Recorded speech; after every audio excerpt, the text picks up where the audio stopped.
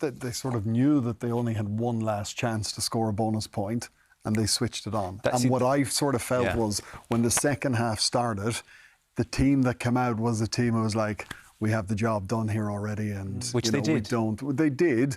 But if you want to be the best team in the world consistently, when you get to World Cups, you have that ruthless instinct every time you take the field. Is that true, though? Because in a quarter-final, they'll be switched on. It'll be akin to Marseille. Like, are you just not allowed third gear days at the office against Wales? You are, but when video analysis time comes around on Monday Andrew morning. Trimble, what are you laughing at? No, I just think I agree, because where have Ireland fallen short? It's not hammering teams. No. It's just whenever it comes to a big quarter-final or a big one-off game, that's whenever, eventually they've come undone. And again, we're nitpicking because Ireland have been incredibly good over the last couple of years. I just think it's natural. Crowds flat, 2 o'clock kick-off Saturday. It's not a bad thing. They're going to win. It's just another day at the office. Punch in, punch out.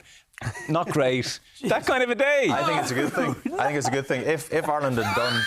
It's a Welsh international team on the other side. Well, 17-0 at half-time. Guys, we've got you beaten. We've put up the white flag. What are you meant to say at half-time? Lads, we're only 17-0 up. You get out there and you give them hell. I mean, come on. They're looking at Farrell Gore going, listen, you and I both know we're the best team in this pitch. We know this is going to be a foregone conclusion. So I'm with you. I'd forgive a huge amount. I wouldn't call it sloppy. I'd say just suitable for the situation. It's a good thing. It's going to get them sharp for Twickenham. If they had another run-through, like unopposed against Italy last week, it would just be... I tell you what, your little discussion now that you two are having, that is not what's going to be discussed in the Ireland team room on Monday morning. We're the great truth. Would they not just would they not come in Monday and just go, rubbish game, let's not spend too much time talking about it? No, every single time you play a game is an opportunity to learn and to get better for the next I feel week. that's what you say when you're a player. Can you just be honest now? You'd park that game in 2 seconds. No, you analyse it, you look back, you look at your mistakes,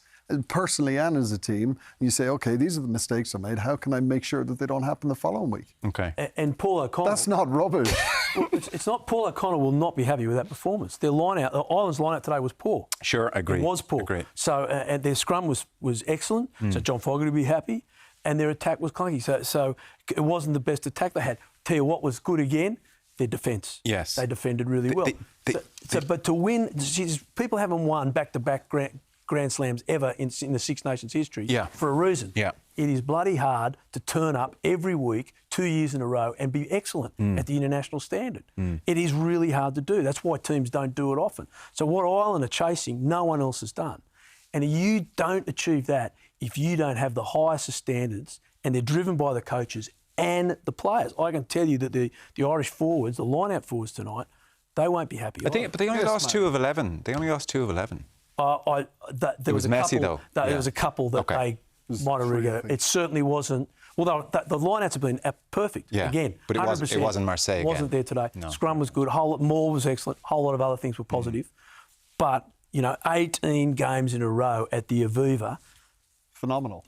Absolutely. Like Ireland's just living in this great patch. That's this is going to be. We're going to look back in 20 years. Hopefully, I can. And it's going to be like the great Welsh teams of the 70s. Yeah, it is one of those patches. Fair enough. That's me and you told, Andrew. Yeah. Standards. Continue the discussion. You can clock out now and go home.